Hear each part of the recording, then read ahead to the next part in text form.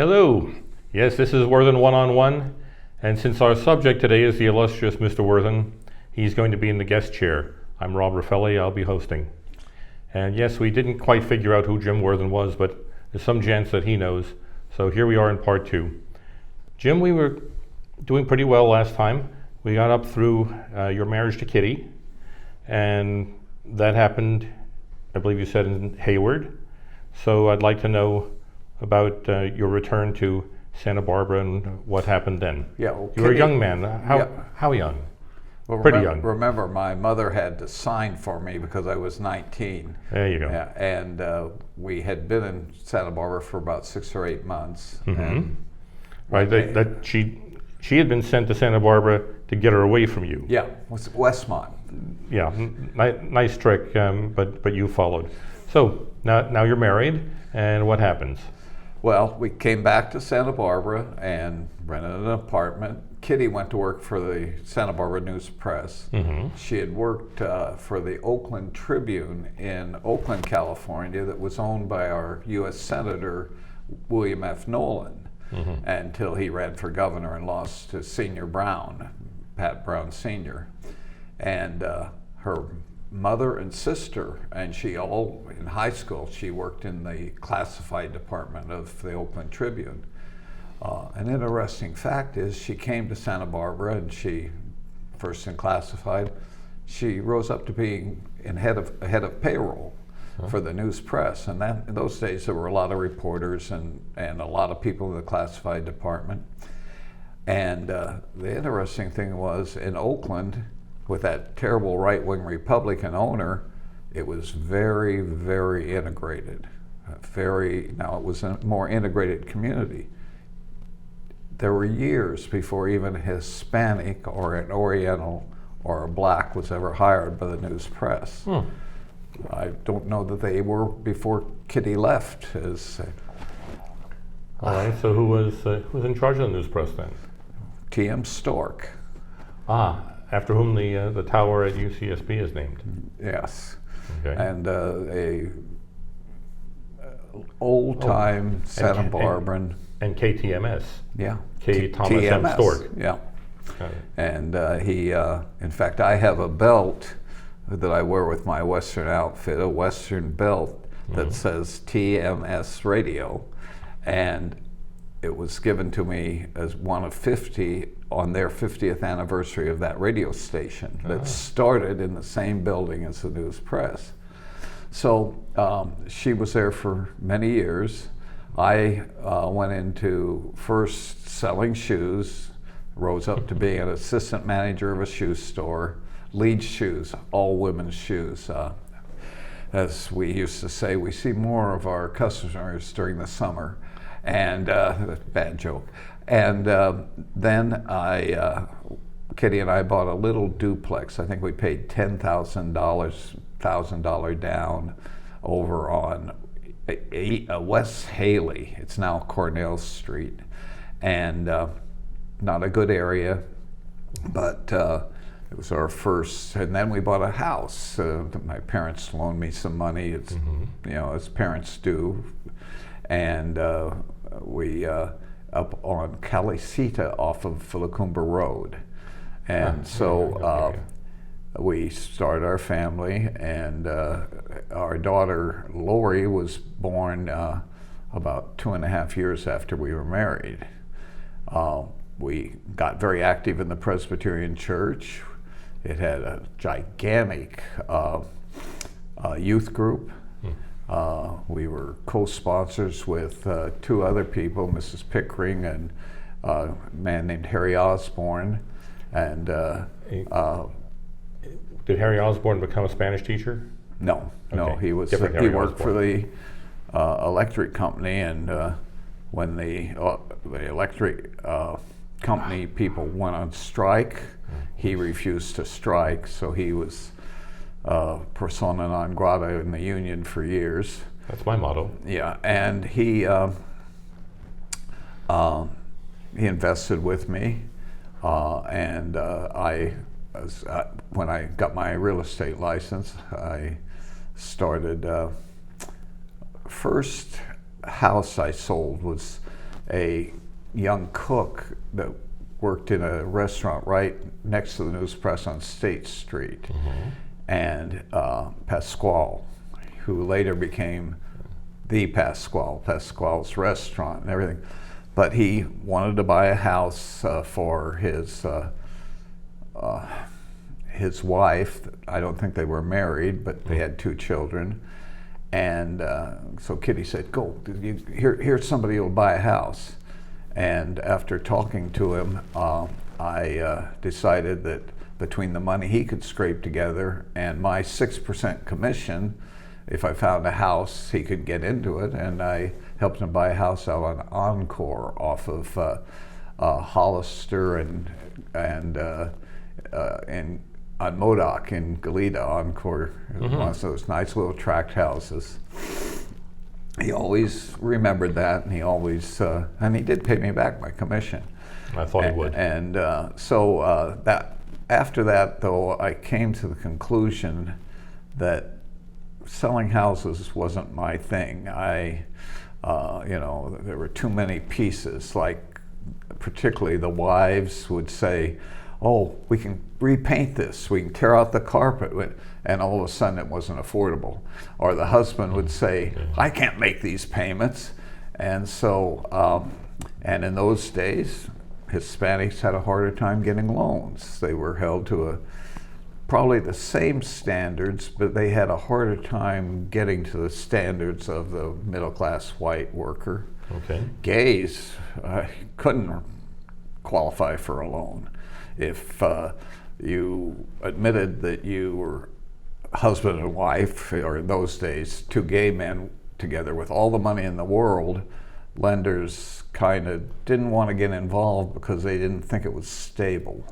Okay, And I could so, imagine that. yeah. Otherwise, I would have said Everybody this, thinks this would be dual income, no kids. Yeah, everybody thinks that redlining, which was lenders piecing out areas and saying we won't loan to blacks in that area, but it really wasn't redlining an area as much as the qualifications they held the minorities to. And I can't say, it's sort of like car insurance. An Asian woman has a higher insurance rate. So there is, truly. Yeah, there is or at least they used to,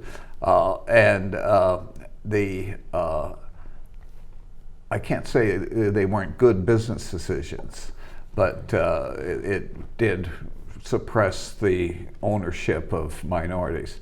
So I got into income property. I'd owned a duplex. It turned out that I almost never sold a property that I hadn't owned one like it. By the time I began selling bars and liquor stores, I had owned a bar in a partnership. In those days, you could form a partnership of 10 people who each put money in, and there'd be a general partner, me, and we would upgrade the properties or upgrade the business and then resell them at a profit. Didn't you once describe that as, I think you called it renting up, where you made it rentable for a better rent, and then of course applying a multiplier for its value, you now had a more valuable property. Yeah, people wanted to get in and be fixer-uppers, take a beat-up property and fix it.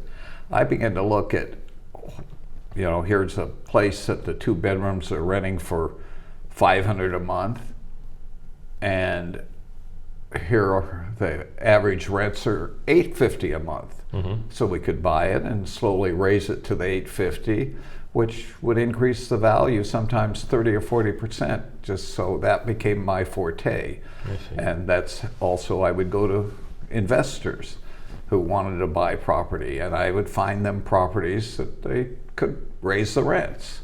Our friend Bob Lovegren, I sold him a large apartment complex out on Hollister, which he still owns. And a bunch of studio apartments, and I analyzed them, and they were 20 to 30% behind what? Below the market. Yeah. And funny story there is he and his wonderful wife bought it, and Bob wouldn't push the rents. He still doesn't. His rents are still under what if I owned it, they would be, or if any other investor owned it, it'd be. There was a lady there who had been there for many years, and just to grab numbers, when I was saying all the rent should be $375 for a studio, hers was at $175. Well, they bought it, and Doreen Lovegren wouldn't raise her rent, and that went on for years. 15 or 20 years later, the lady died, and her rent was like $250, while everybody else was over $550. And so Doreen died of breast cancer, a wonderful woman. And in fact, Bob has put much of their property into a breast cancer trust. And so a few years later, Bob says, do you know why the Treasury Department would be chasing me? I find this card on the door from the state treasurer's office. And I said, I have no idea. I just ignore it until they reach you. One day he was coming out of his office, and a guy in a black suit and a white state car said, are you Bob Lovegren? Yeah. He says, I'm looking for somebody who knows, and the lady's name. And he says, oh, my wife was the only person at her funeral. And they were dear friends. Why are you looking for her or a relative? He says, well, she's intestate, died and had no will or no known relatives. The 5th year is coming up, and the money's going to reverse to the state. And he said, what money? Well, that must not happen. No. Bob said, what money? And he said, oh, the $350,000 cash she had in the bank. So you don't know when you're giving charity that it's charity. Yeah. In fact, I taught people who wanted to do that, my clients. Al Vito was one who owned the car wash over on Milpas Street and invested in property. Bob was, everyone I talked to, I said, if you don't raise the rents to this market, you're going to blame me if the property doesn't increase in value as much. If you want to keep the rents at that level, you need to look at the tenant and say, we like you, we love you. The difference in your rent of $300 or $400 a month is charity. We could give it to the Salvation Army or Catholic church, but we'll give it to you, but we want you to know it's not for any other reason except to help you. It's not, and I don't think any of them ever did that, but that was my attitude. The market's the market, and you work to the market. So I say that if you went back over all the properties I've owned or sold and brought them to current value and said, this is a sale, I've sold $1 billion worth of property. And I sold a lot of property, investment companies like Westpac Shelter, Alex Pananides, John Goff, and Bob Erlich. I sold the 50-some units on Hollister to Lovegren. He did something that I was teaching. I got where I was in a big real estate company, and I was the general manager, and I taught income property. And of the 100 agents, every Wednesday, I think it was, I'd have 20 or 30 there. And one of my tricks was I'd put some numbers on the board, and I said, now get your calculators out. And I beat the calculators in doing it in my mind. And that got their attention. Well, that business grew, but I found out after a couple of years that, in fact, I acquired the company and I started another one, Townhouse. And I thought, wait a second, I'm making more money on my own book, my own sales, than the profit of these companies. Why am I responsible for 100 and some? Right. Why am I working this hard for this little? Well, it ended quickly. It ended because Jimmy Carter became president, and I had 7 real estate offices. Sounds like Had- 1981 or 2. Yeah, I had 7 real estate offices and 80 some, 100 and some agents, and 80 some $1,000 in commission coming in the next month for the company. Mm-hmm. And in a year, interest rates went to 12, 13%. Every escrow died. Right. And Yes. that didn't stop me from having to pay. And I finally had to collapse the company and take whatever agents wanted to go with me over to McElhenney and Levy. Right. So that's the real estate till that point. Shall we go back to the politics? I think we should. After Yeah. all, that's a lot of real estate. So, but mostly what I know you doing is you're a great political mind, or at least compared to me. So, talking about your politics, you got Compared to everyone. You got to. I don't know everyone, so yeah. Let's start with your beginning in politics and roll forward and see what goes on there. I'm asked, I'm very politically active today, as you know. I'm a vice chair of the Republican County Central Committee. I've been involved in campaigns, but when people say, well, when did you start? And I said, well, my first race was the re-election campaign in 1950 of a guy named Earl Warren, Republican governor. Of California. Of California. And a guy named Jimmy Roosevelt, the president's son, decided to run against him. And of course, that was going to be a tough race. It was for the Roosevelts because Warren won re-election by 65% of the vote.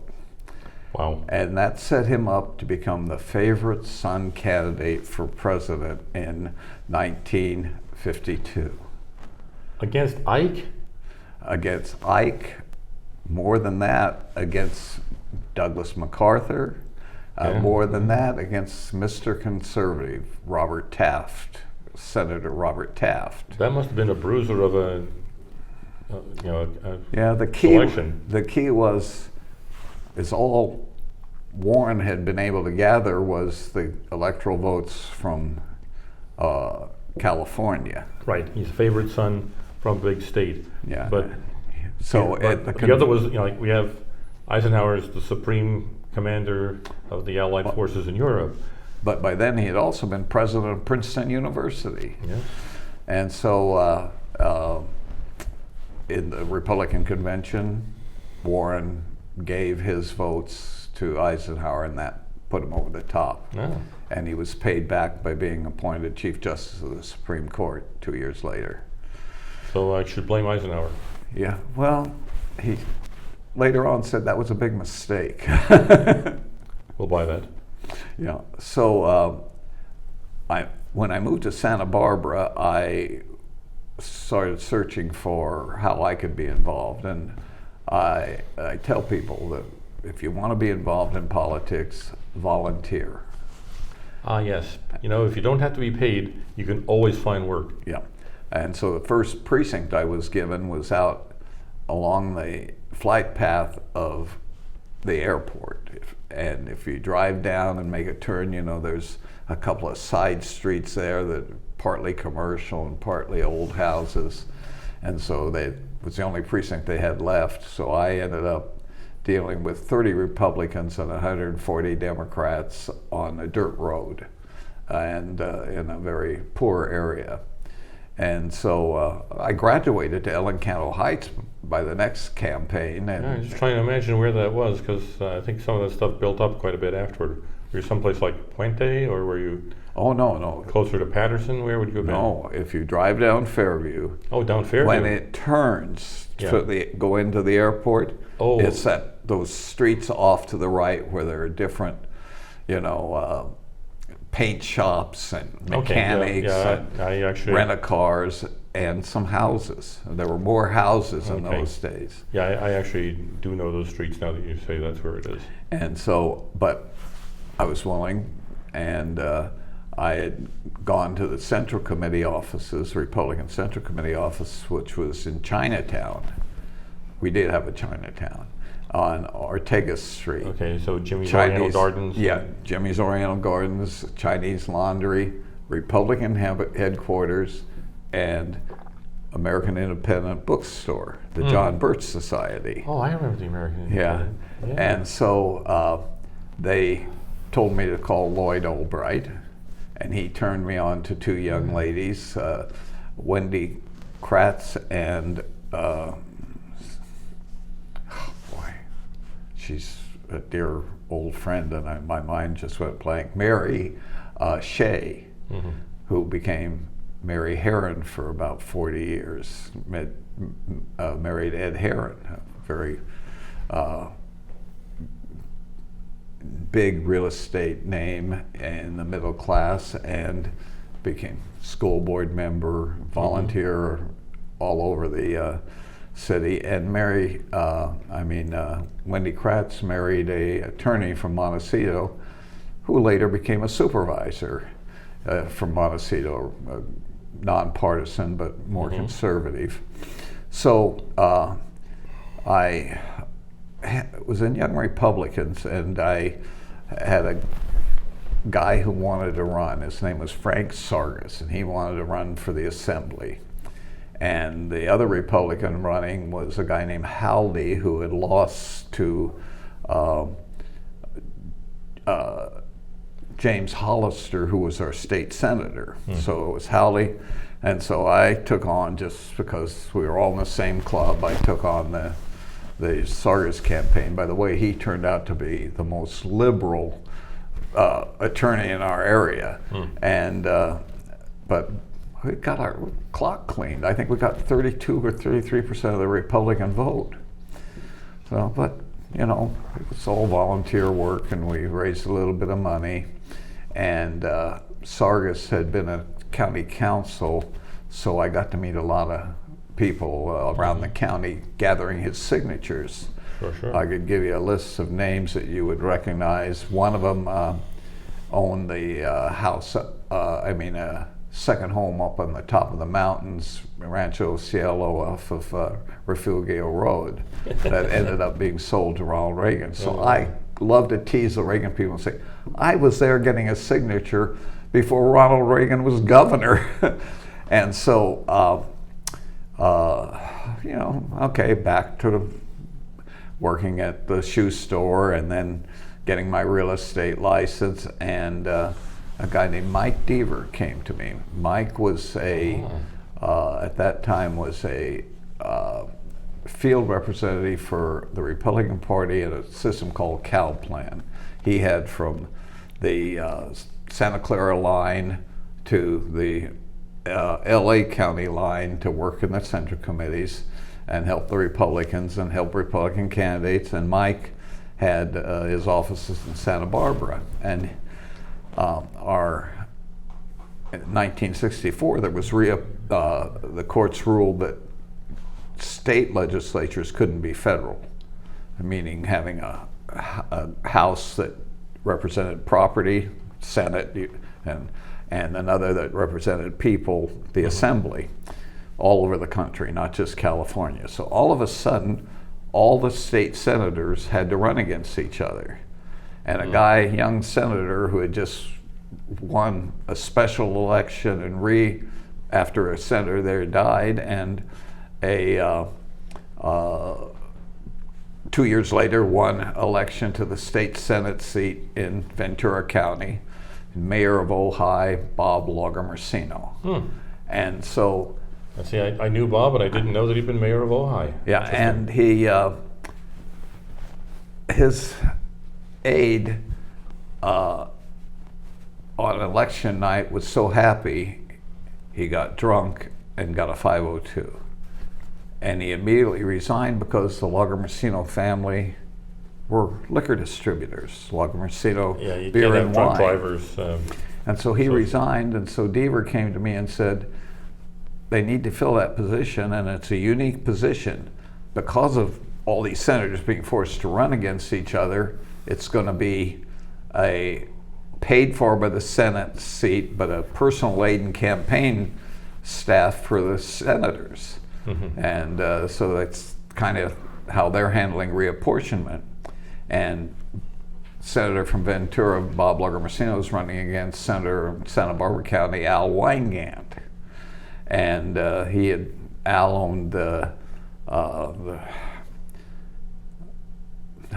ranch, the ranch up in the mountains there. Rancho Cielo or something else? No, in Montecito, where there's the Stone restaurant and. Okay, so San Ysidro Ranch. San Ysidro Ranch. And Bob, as I said, came from a family of distributing wine, beer and wine. Yeah. And so I was picked for that job. It didn't hurt that of the steering committee in Santa Barbara, there were 4 young Republicans, and they wanted me to have it.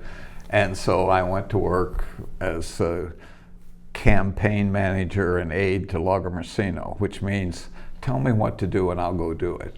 Okay, you're basically a glorified gopher. Yeah, well, except with the power of I'm in charge as campaign manager. Right, so you had some executive hatchet man abilities. Yeah. I just wanted to say one thing about that Supreme Court decision. I know this is about Jim Worthen, but I can't help but interject myself when I have a contribution. I consider it to be a mistake when you have a bicameral legislature are they both the people's houses?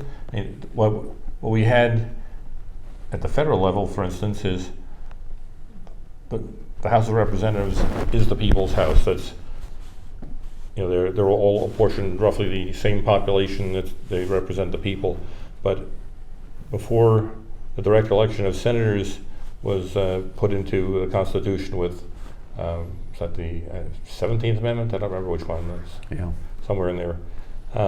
Before that, it was the state legislatures appointed 2 senators from each of the states, and that was and it was literally, it's a different kind of interest. These people represent the people, these represent the states, and that's, as far as I can see, that's the only reason to have a bicameral legislature. Well, prior to the amendment making the senators elected, but still a federal system, most senators appointed by legislatures were Otis Chandler, William A. Hearst, T.M. Stork. I mean, big names, big swells. Yeah, and then railroad magnates mainly, because that was the big industry in California. Okay. So we ended up with sometimes 5 senators from small counties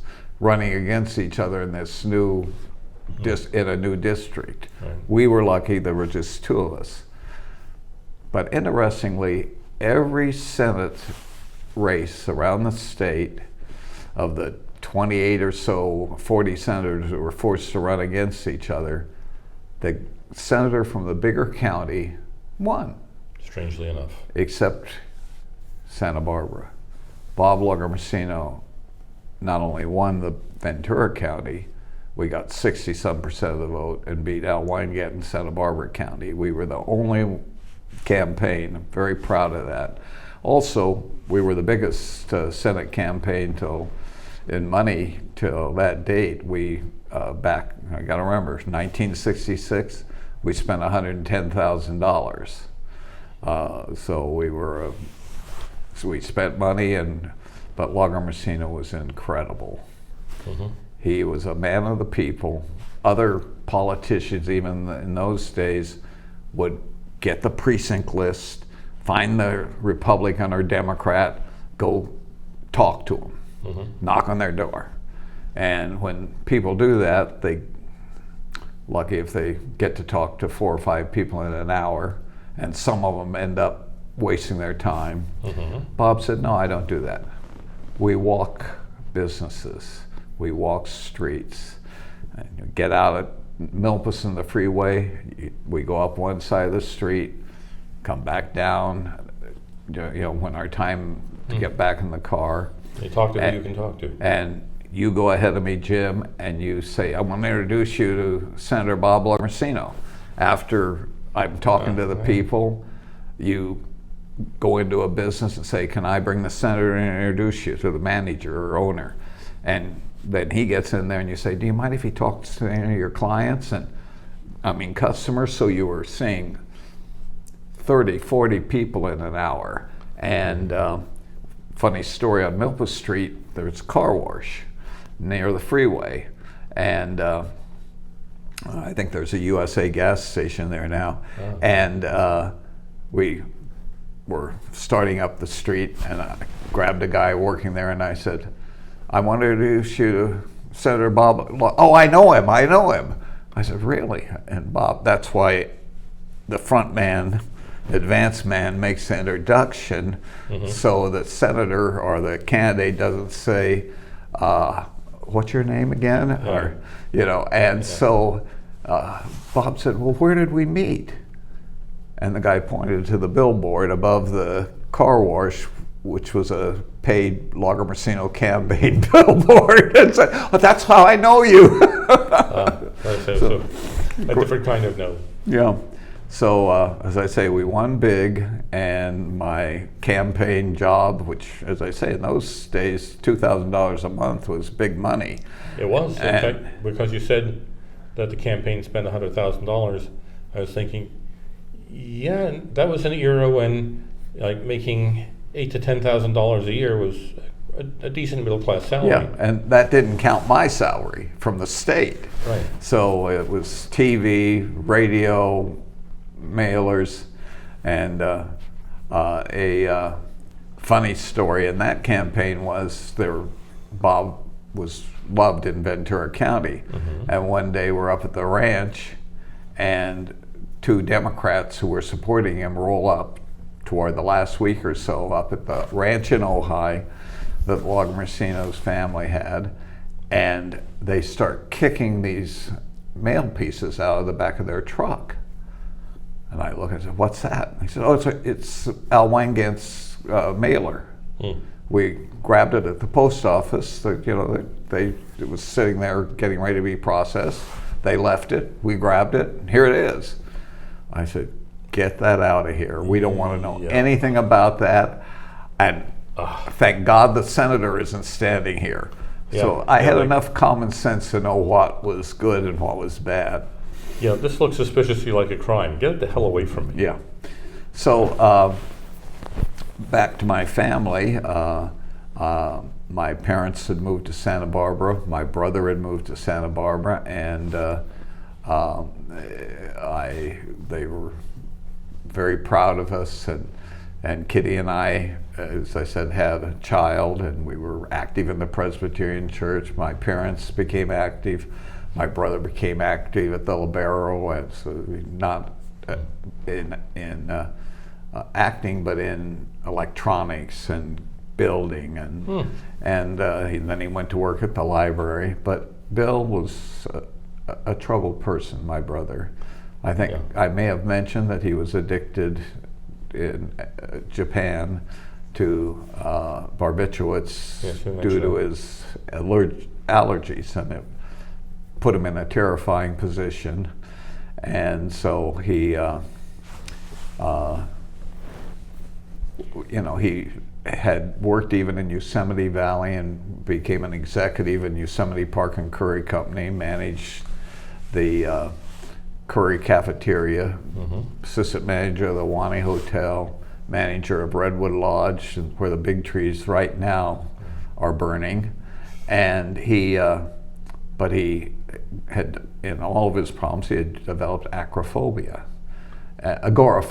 He couldn't go more than about a half a mile without panic attack and drugging. Being outside. Yeah. Travel and being outside. So he later moved down and took over a big motel in the Bay Area, Casa Mateo, and it was one of the first that catered to pilots and actors and stewardesses. And but again, He couldn't go a mile away, not even a half a mile. So basically you had to stay at the office. Yeah, and run the hotel, and he did a good job, but he By the finally... way, you mentioned Japan, so was your brother part of the occupation? Yeah, that's where, when he was in the occupation force there, all of a sudden the dyes, which were different, I guess, than when he was in the United States, he was allergic to them, and his tongue would start swelling to where they would say, "That's going to kill you. You're going to choke to death." Whether or not the barbiturates were needed to lower that or lower his panic, but But anyway, it really turned out to be his nemesis. And he fought that his whole life. Fought that and agoraphobia, and died at 56 of a stroke. And very bright man, got along great with the people he met. He had lived with us in Hayward when I was in high school. Did I tell you the story of him wanting me to go meet Nat Cole, and me thinking it's more my brother's imagination? And so my best friend went, and Nat King Cole? Yeah, and he was performing in Oakland, so my brother's best friend drove him there, and came back, and he says, "We even got to go backstage, and I got to shake Nat King Cole's hand." So you never know people in their clouding minds what is real and what isn't. I would get phone calls for him, and they'd be 2 or 3 times afterwards. Wait, that was that famous trombonist. That was that famous. The best one with my brother was, he said, "Will you take me over to the bowling alley in San Leandro?" Okay. And I said, "Okay," because he just wouldn't go anywhere. He had to have help. Yeah, and so he said, a friend of mine, Lou Gottlieb, is breaking in a new quartet there. And we saw the first show of the Limelighters. Oh my. Dr. Louis Gottlieb on bass, and what's his name, the great tenor who went on for years. Did he join Peter, Paul, and Mary? Was it one of those? Huh? Did he join Peter, Paul, and Mary? No, this is the tenor. The Limelighters. The tenor was played the guitar and sang, and there was a drummer and another guitarist. And because you brought up the Limelighters, I have to give everyone who's watching this show a strong recommendation. You should look this up on YouTube. I think the Limelighters associated with it or even did it. It's called Generic Up-Tempo Folk Song. And they sing a hilarious, beautiful song about how to write a generic up-tempo folk song. Got to try it. Yeah, their most memorable song, the key phrase is, "Have some Madeira, my dear." I'm glad you mentioned Liquor's that. quicker. Have some Madeira, my dear they sang it, but they didn't write it. It was written by Michael Flanders and Donald Swan. I turned out to be a big fan of Flanders and Swan, which I also recommend very strongly, but these are very funny, very dry British musical comedians. Donald Swan was actually a concert pianist. He would sing along, and he did most of the composing. Michael Flanders, you call him a stand-up comic, but he was in a wheelchair. I believe he'd actually had polio, and he said as part of his introduction that he considered the wheelchair to be a perfect excuse for his congenital laziness. Uh-huh. But anyway, they wrote and performed very, very funny stuff, and Madeira is one of theirs, and yes, I do know every word of it. When I finished my time in Sacramento with Bob, which I was the first in California to have a card saying legislative assistant, and I helped him carry his bills.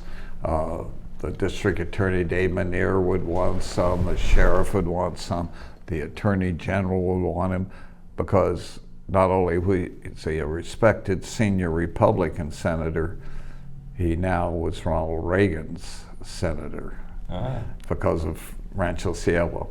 Okay, and Mr. Lynn Reagan was governor.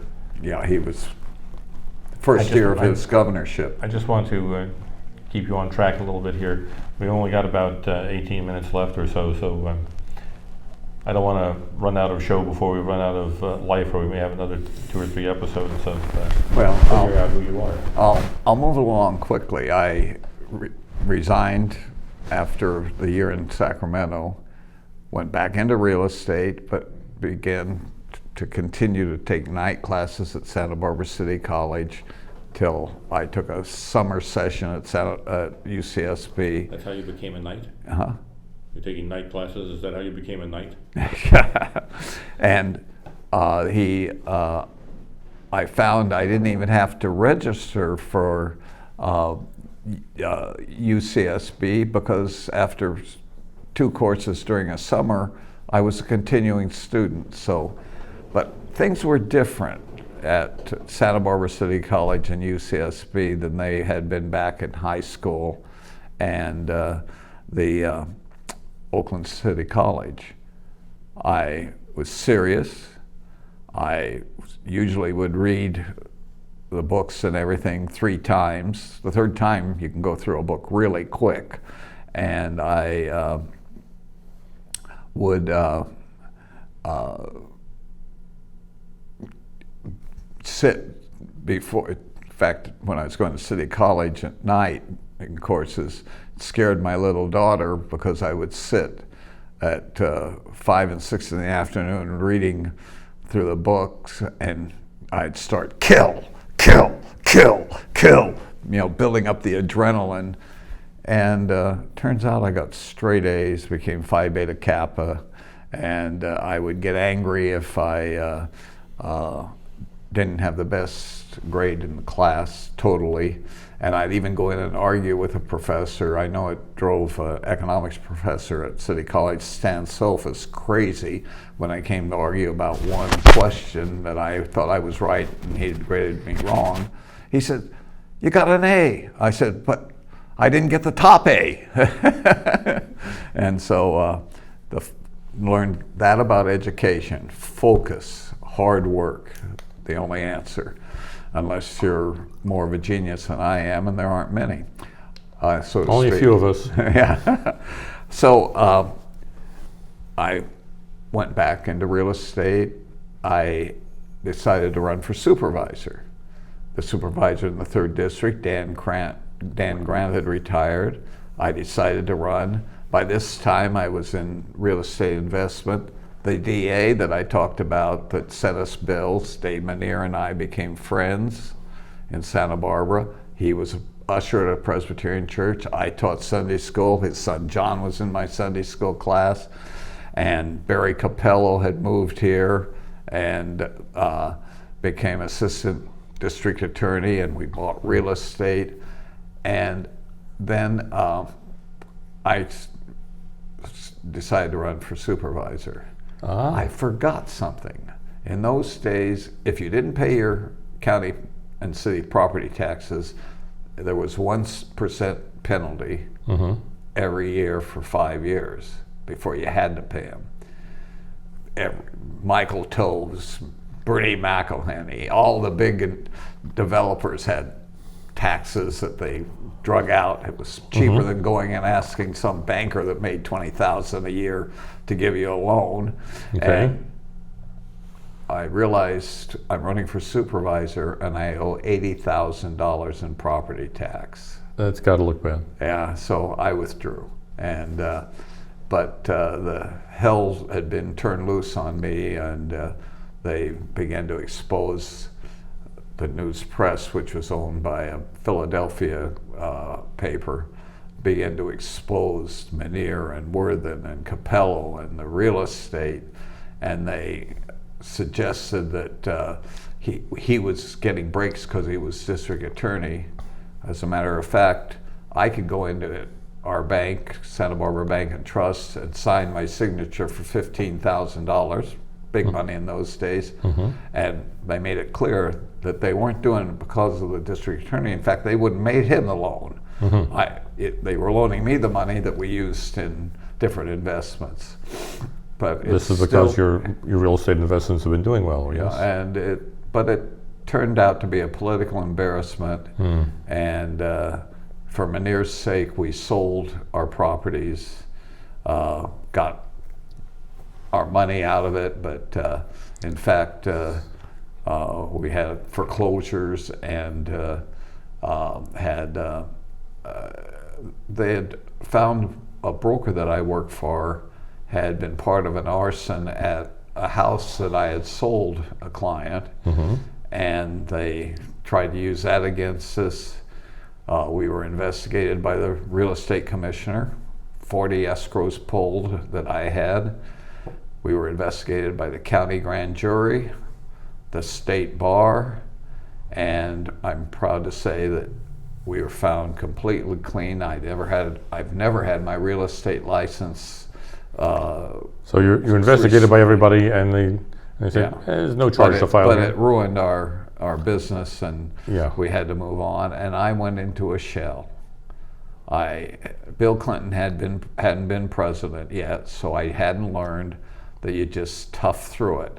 And so for years, I was afraid to hang my license with a broker. I just was. So you were withdrawn. I was.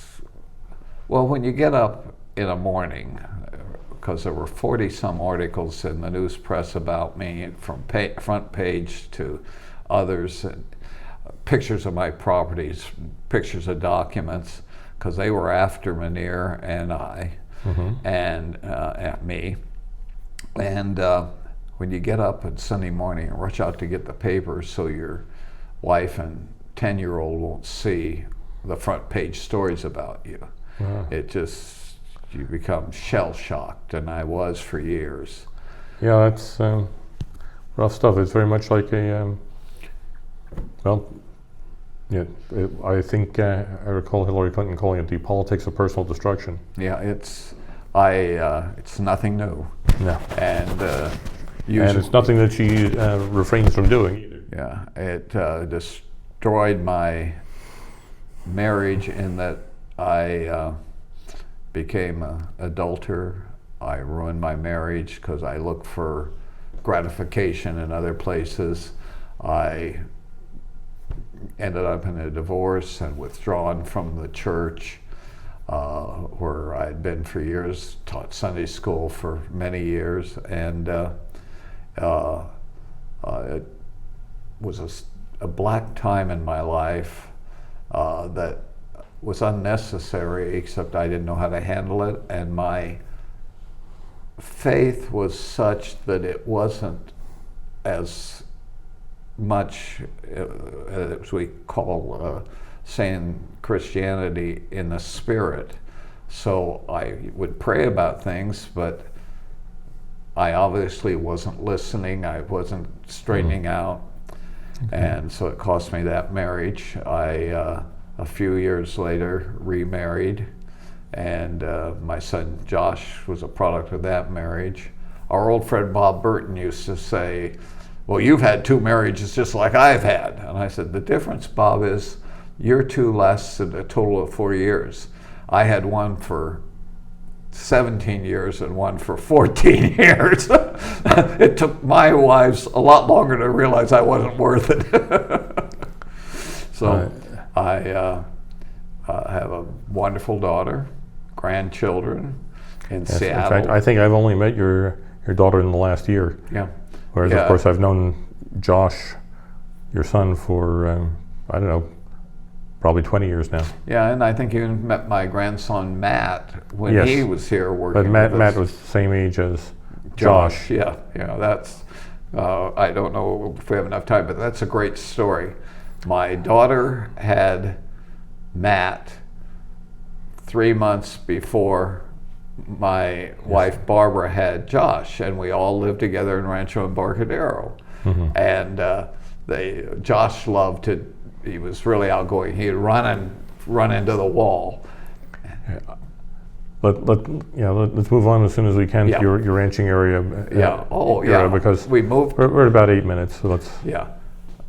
So I made the mistake when we lived in Rancho Embarcadero in seeing a purebred Arab colt for sale for $200. And you happen Now to this mention is 30 years ago. No papers. So I bought it as, I think, the 30th birthday for my wife Barbara. By the time we divorced, we had 15 Arab horses on 10-acre ranch in San Ynez, and one real horse, my quarter horse. That's the hat. I tell people, I watched Yellowstone, and all of a sudden my Western gear came out, and people say, "Oh, you're a fall cowboy." I said, "Nope. I've had 16 horses. I've pulled the back legs of a colt out of his mother. I've broken a rank horse where a bad trainer couldn't break it. In 2 weeks, I was up on it by petting it and talking to it." So I want to know, is this quarter horse, was that the Barner? You yeah. explained me what a Barner was, and I think I had for those who don't know, you might like it. I had to warn people, any horseman realizes, you go for a ride. And we used to go down to the Maverick, and we lived at the end of Meadowvale in San Ynez, and we'd have a couple of drinks and then ride home. When you start home, you've got to control your horse. It wants to go home. They're barners. They want to go to the barn. They want to get fed and watered again. And so you can't just lay back with a couple of beers and let the horse go home, or you'll be on the ground. And so that was a really nice time, but when the Carter recession hit, money wasn't there. My wife was embarrassed if we had a big delivery of alfalfa, and I gave her a check and said, "Ask them to wait a week." And so one day I come home and my stuff's on the porch, and so important as the horses were, she changed her life and sold all the horses, and we barely got out of it. And I have to say about my 2 divorces with 2 children, the women were wonderful. They probably were right. If it wasn't my adultery with the first one and my running out of money with the second one, they were just great. And the only time, For richer, for poorer. the only time I ever got chewed out by one of my wives was with my young 12-year-old daughter after the divorce from Kitty, and having money troubles, and I'd get 6 weeks behind in the alimony, which back in those days, $1,500 a month was pretty good, alimony and child support. Sure. And that would have been 40 years ago. And she calls me one day and she says, "You're going to be in trouble." And I said, no, I'll have a check for you next week. "No, it's not about the money. You haven't seen Lori in 6 weeks.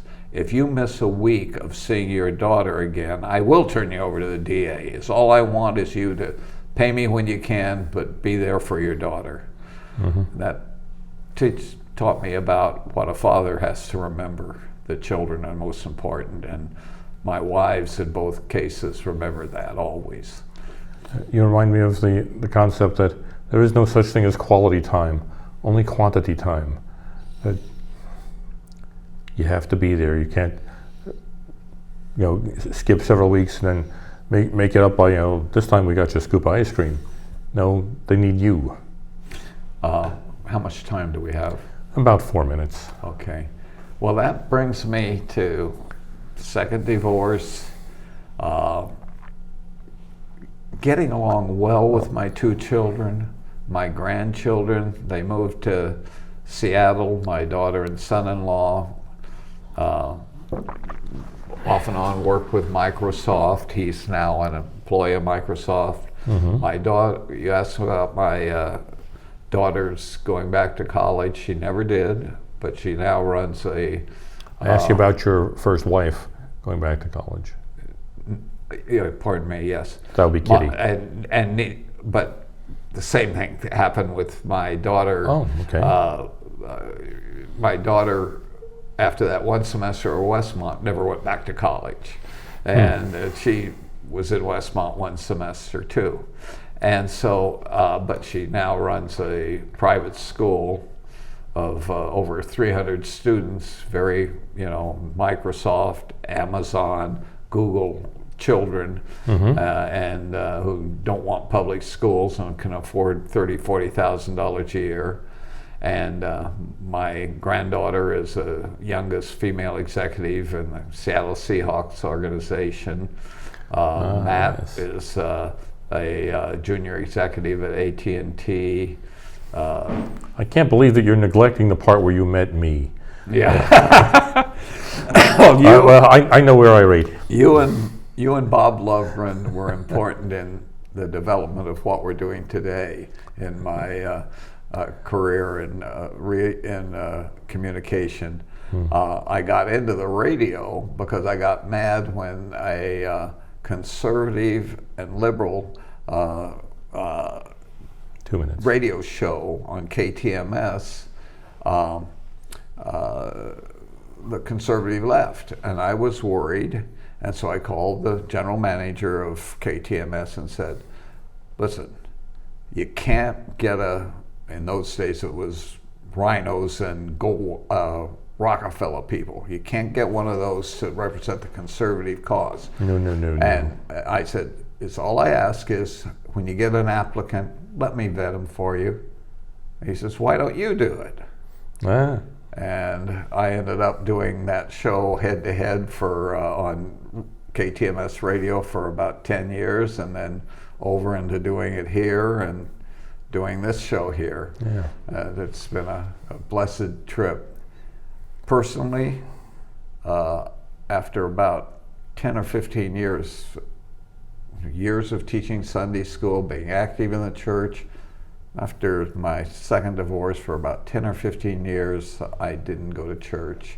I ended up 1 minute. going to the gym, watching NFL football on Sunday morning. And one day it just said, hey, you can go back to church.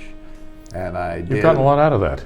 I did 15 years ago, and it's been a blessed walk with God and the Spirit of God and Jesus Christ. And it's been a wonderful, and it will continue to be. Fabulous. Well, I think maybe now people do know a little bit more about who Jim Worthen is. Even I learned a few things I hadn't heard before, and we've talked a lot. Yeah. I probably never will give up in the church, and I'm not ready to retire from politics. Huh? Well, then we have something to look forward to.